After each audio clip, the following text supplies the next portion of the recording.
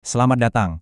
Hari ini kita akan membongkar salah satu ide paling revolusioner dalam dunia keuangan, yaitu Capital Asset Pricing Model, atau yang lebih sering kita sebut CAPM.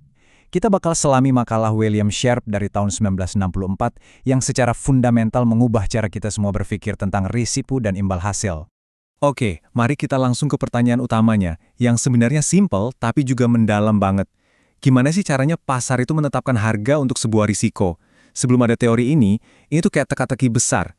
Kita tahu ada harga untuk waktu, yaitu suku bunga, tapi harga untuk risiko, wah itu jauh lebih susah dipahami. Nah, ini dia peta perjalanan kita. Kita akan mulai dengan memahami masalahnya, lalu kita bangun teorinya pelan-pelan, langkah demi langkah. Mulai dari asumsi dasar tentang investor, gimana mereka bangun portofolio, sampai ke penemuan besar yang menyederhanakan segalanya, dan akhirnya kita sampai ke inti dari teori ini. Oke, bagian 1, harga sebuah risiko. Jadi, sebelum tahun 1964, dunia keuangan itu punya masalah. Para ekonom udah jago banget ngejelasin gimana suku bunga murni ditentukan, yang intinya adalah harga waktu. Tapi begitu ngomongin risiko, penjelasannya lebih ke arah, ya entah gimana premi risiko juga ditentukan. Nggak ada kerangka kerja yang jelas sama sekali. Sharpe sendiri menyoroti masalah ini dengan sempurna. Dia bilang tanpa teori yang kuat, model-model yang ada saat itu hanyalah sebuah pernyataan. Intinya, para ahli tahu kalau resiko itu penting, tapi mereka nggak punya teori dasar buat menjelaskan bagaimana persisnya resiko itu secara sistematis menentukan harga sebuah aset. Lanjut ke bagian 2, investor yang rasional. Nah, untuk membangun sebuah teori, kita kan butuh asumsi dasar. Fondasi dari CAPM ini adalah ide tentang investor yang rasional. Sebuah model sederhana tentang apa sih yang diinginkan oleh setiap investor. Jadi apa sih artinya menjadi rasional dalam konteks ini? Gampang kok. Pertama, mereka jelas lebih suka imbal hasil yang lebih tinggi. Siapa yang nggak mau, ya kan? Kedua, mereka nggak suka risiko yang lebih tinggi, yang diukur dengan standar deviasi. Gampangnya, seberapa liar sih pergerakan harga sebuah aset. Tujuan mereka adalah memaksimalkan kepuasan mereka dengan menyeimbangkan dua hal ini. Imbal hasil itu hadiahnya, risiko itu biayanya. Nah, coba deh perhatikan gambar ini. Area abu-abu ini mewakili semua kemungkinan investasi yang ada di alam semesta. Setiap titik itu adalah kombinasi risiko dan imbal hasil yang berbeda. Terus, garis putus-putus itu adalah kurva indifference seorang investor. Kurva ini nunjukin berbagai kombinasi risiko dan imbal hasil yang ngasih tingkat kepuasan yang sama buat mereka. Tujuannya, yang mencapai kurva indifference tinggi mungkin.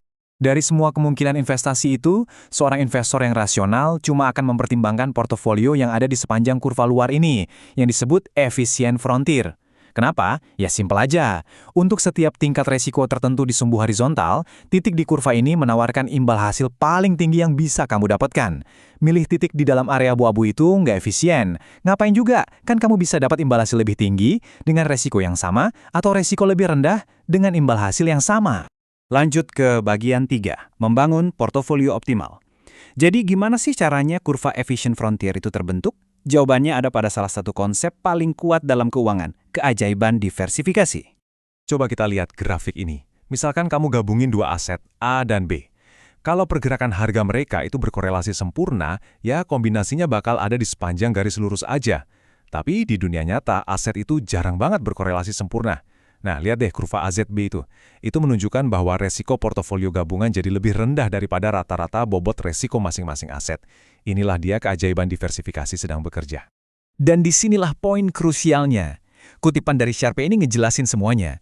Karena sebagian resiko bisa diilangin cuma dengan nggak menaruh semua telurmu dalam satu keranjang, maka resiko total sebuah aset itu bukanlah yang sebenarnya penting dalam menentukan harganya. Pasar itu pintar, mereka nggak akan kasih kamu imbalan karena mengambil resiko yang sebenarnya bisa kamu hindari dengan gampang. Oke, sampai sini kita punya batas efisien yang melengkung. Sebuah ide yang keren sih, tapi masih agak rumit. Tapi kemudian Sharpe menambahkan satu elemen yang mengubah permainan secara total. Sekarang, kita sampai pada momen yang mengubah segalanya, bagian 4, lahirnya garis pasar modal. Apa sih elemen itu? Sesuatu yang kelihatannya simple banget, sebuah aset bebas risiko. Coba bayangin kayak obligasi pemerintah yang imbal hasilnya udah dijamin.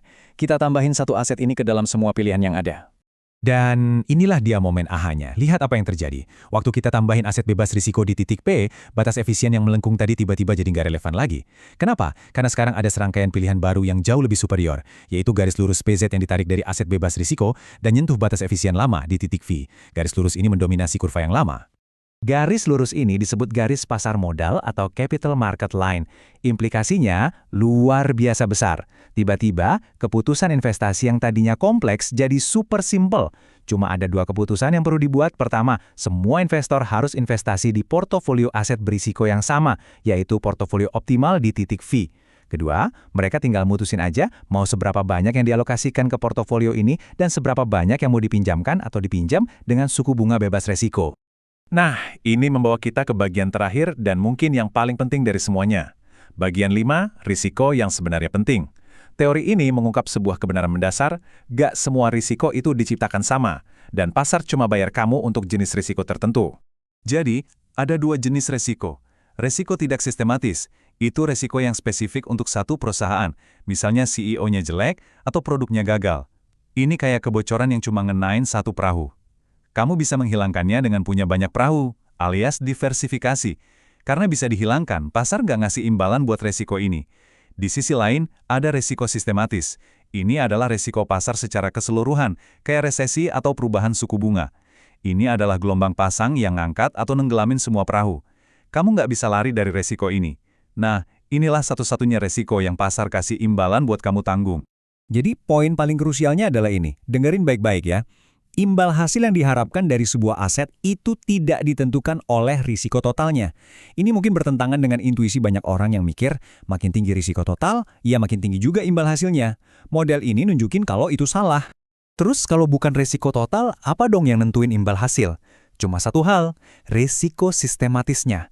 Seberapa sensitif sebuah aset terhadap pergerakan pasar secara keseluruhan. Sensitivitas ini diukur dengan sebuah metrik yang namanya beta.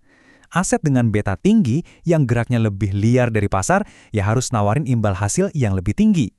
Aset dengan beta rendah yang lebih kalem akan punya imbal hasil yang lebih rendah. Dan ini meninggalkan kita dengan satu pertanyaan terakhir buat kamu renungkan. Setelah paham bedanya antara risiko yang dibayar dan yang enggak, coba deh lihat portofolio kamu sendiri. Apakah portofolio kamu itu benar-benar dibayar untuk risiko yang diambilnya? Atau jangan-jangan portofolio kamu cuma membawa risiko yang nggak perlu dan bisa didiversifikasi, yang pada akhirnya nggak memberikan imbalan apa-apa? Itulah wawasan abadi dari teori yang sangat elegan ini.